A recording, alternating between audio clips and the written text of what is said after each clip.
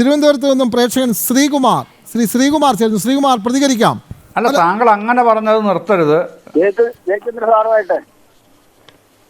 ഓ പറയൂ, ഞാൻ കേൾക്കുന്നുണ്ട് സാർ, പറഞ്ഞോളൂ. സാറേ, ഈ ദേവസ്വം ബോർഡ് മന്ത്രി എന്തിനാണ്, ഒരു വകുപ്പ് എന്തിനാണ് സാർ? കടകംപള്ളി സുരേന്ദ്ര സാർ പറയുന്നതായിട്ട് ദേവസ്വം ബോർഡ് വകുപ്പുമായിട്ട് ദേവസ്വം ബോർഡിന് ഒരു ബന്ധമില്ലെന്ന്. അങ്ങനെ ഒരു വകുപ്പ് ഒരു മന്ത്രി എന്തിനാണ് സാർ? കൊള്ളയടിക്കാൻ വേണ്ടിയാണോ സാർ? സാർ കുറച്ചൊക്കെ ഒരു സാർ ഇത്രയും പ്രായമായില്ലേ സാർ? കുറച്ചൊക്കെ ഒരു ബോധം വേണ്ടേ സാർ? ഇങ്ങനെ കൊള്ളയടിക്കാമോ? ഭക്തരുടെ മണമല്ലേ എത്രയും കൊള്ളയടിച്ചു സാർ? വലിയ സങ്കടമുണ്ട് സാർ. എന്ത് കൊള്ളയാണ് സാർ നിങ്ങൾ ചെയ്തത് സാർ? മറുപടി ഉണ്ടോ സാർ?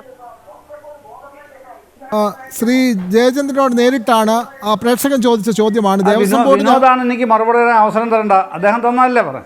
തീർച്ചയായും അങ്ങ് പറഞ്ഞോളൂ ശ്രീ ജയചന്ദ്രൻ, പറയാം. അതെ, വിനോദ് അനുവദിച്ചാൽ എനിക്ക് മറുപടി പറയാൻ പറ്റുമോ? അല്ല പറഞ്ഞോളൂ. പ്രേക്ഷകൻ ചോദിച്ചു എന്തിനാണ് ദേവസ്വം വകുപ്പിന് അധികാരമില്ലെന്ന് പറഞ്ഞെങ്കിൽ എന്തിനാണ് ഇതൊക്കെ ചെയ്യുന്നതാണല്ലോ അദ്ദേഹം ചോദിക്കുന്നത്. അതെ ഹലോ, ബോർഡിനും ദേവസ്വം വകുപ്പിനും ഉള്ള അധികാരങ്ങൾ വ്യക്തമായി പറഞ്ഞോളൂ. ശ്രീകുമാർ കേൾക്കൂ, ഞാൻ പറയുന്നത് താങ്കൾ ദയവായി കേൾക്കൂ. ഈ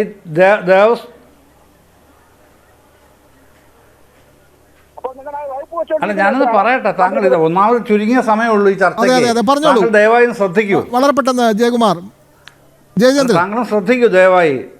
ചുരുങ്ങിയ സമയത്ത് പറയാം.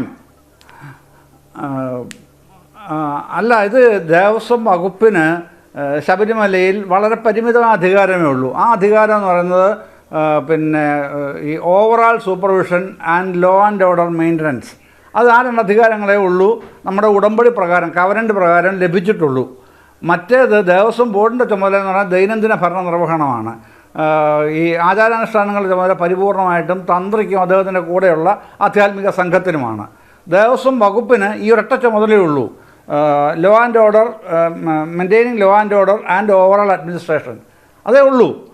അതാണ് അതിൻ്റെ വസ്തുത. അതാണ്, അതുകൊണ്ടാണ് ഞാൻ നേരത്തെ മുതലേ പറയാറുണ്ട്, ഈ നാളിതുവരെയുള്ള ഒരു ദേവസ്വം ബോർഡ് മീറ്റിങ്ങിൻ്റെയും മിനിറ്റ്സിൽ ഒരു ദേവസ്വം മന്ത്രിയും ഒപ്പിട്ടിട്ടില്ല. ഒറ്റ കാരണം കൊണ്ടാണ്. അതിന് അധികാരം കേരളത്തിലെ ഒരു ദേവസ്വം വകുപ്പ് മന്ത്രിക്ക് ഇല്ലാത്തത് കൊണ്ടാണ് ഒപ്പിടാത്തത്. അത് വ്യക്തമായി അറിയുന്ന കാര്യമാണ്. ഈ വിഷയം അന്വേഷിക്കുന്ന ആർക്ക് ഞാൻ തന്നെ ജനം ടി വിയിൽ എത്രയോ ചർച്ചകളിൽ ആവർത്തിച്ച് കാര്യം പറയുന്നതുമാണ്. അപ്പോൾ അത് വേറെ, ദേവസ്വം ബോർഡിൻ്റെ ഭാഗത്തുള്ള ഉത്തരവാദിത്തങ്ങൾ വേറെ.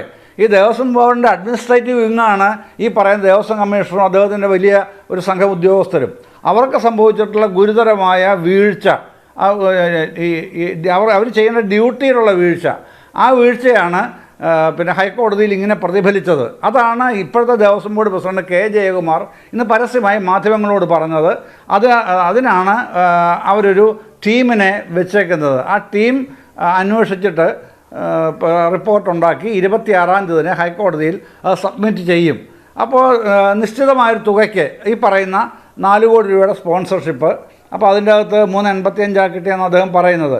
ബാക്കിയുള്ള തുക എങ്ങനെ കണ്ടെത്തണം, സ്പോൺസർഷിപ്പിലൂടെ കണ്ടെത്തണമോ എന്നുള്ളൊരു കാര്യമുണ്ട്. അപ്പോൾ ഞാനിപ്പോൾ ഈ ചർച്ചയിൽ എനിക്ക് ആഡ് ചെയ്യാനുള്ളത് അത് മാത്രമല്ല, ഹൈക്കോടതി സബ്മിഷൻ കൂടെ വരാൻ സാധ്യതയുണ്ട്.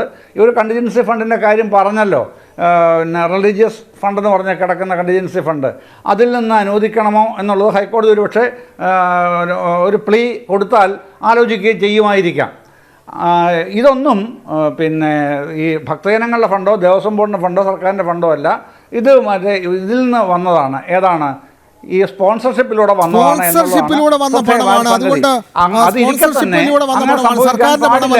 ഭക്തരുടെ പണമല്ല എന്ന് പറഞ്ഞാലും ഇത് അയ്യപ്പൻ്റെ പേരിൽ പിരിച്ച പണമാണ്. അയ്യപ്പന്മാരുടെ പേരിൽ അവരുടെ ക്ഷേമത്തിന് അല്ലെങ്കിൽ ക്ഷേത്ര വികസനത്തിന് അയ്യപ്പ ഭക്തരുടെ വികാരങ്ങൾക്കനുസരിച്ച് ചെലവഴിക്കേണ്ട പണം അല്ല. സർക്കാരിന് തോന്നിവാസം അവരുടെ ഫ്ലെക്സ് വെക്കാനും അവർ പറയുന്ന പടി പണം പിരിച്ച് അവർക്ക് ഇഷ്ടക്കാർക്ക് വിളമ്പാനുമല്ല ഈ പണം എന്നാണ് നമ്മൾ മനസ്സിലാക്കേണ്ടത്. സർക്കാരല്ല ഇത് കൈകാര്യം ചെയ്തത്, ദേവസ്വം ബോർഡ് നിയന്ത്രിക്കുന്ന സർക്കാരല്ലേ. താങ്കൾ ചോദ്യം എന്നോട് മറുപടി പറയാൻ ആവശ്യപ്പെട്ടു. അല്ല, ദേവസ്വം ബോർഡിനെ അങ്ങനെ സർക്കാർ നിയന്ത്രിക്കാൻ ഫ്ലെക്സിൽ വെക്കുന്നു. മുഖ്യമന്ത്രിയുടെ പടം, ആഗോള അയ്യപ്പ സംഗമത്തിന്റെ ഫ്ലെക്സിൽ മുഖ്യമന്ത്രിയുടെ പടം എന്തിനു വെച്ചു?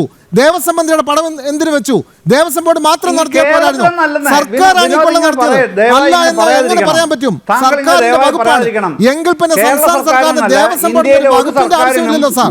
ദേവസ്വം ബോർഡ് ദേവസ്വം വകുപ്പ് എന്തിനാണ്? ഒരു സർക്കാരിനും സർക്കാർ നിയന്ത്രണമില്ലെങ്കിൽ പിന്നെ ദേവസ്വം വകുപ്പിന് എന്തിനാണ് ഒരു മന്ത്രി? അത് പറയുന്നതിൽ എന്താണ് കാര്യം?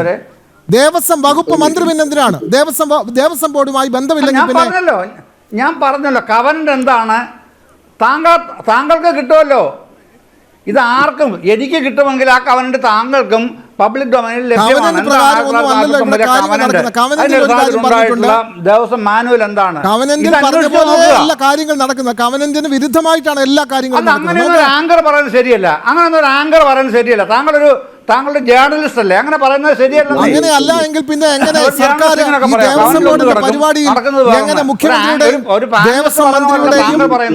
ദേവസ്വം മന്ത്രിയുടെയും മുഖ്യമന്ത്രിയുടെയും പടം എന്തിന് ഈ അയ്യപ്പ സംഗമത്തിന് വെച്ചു എന്നുള്ളത് വലിയ ചോദ്യമല്ലേ?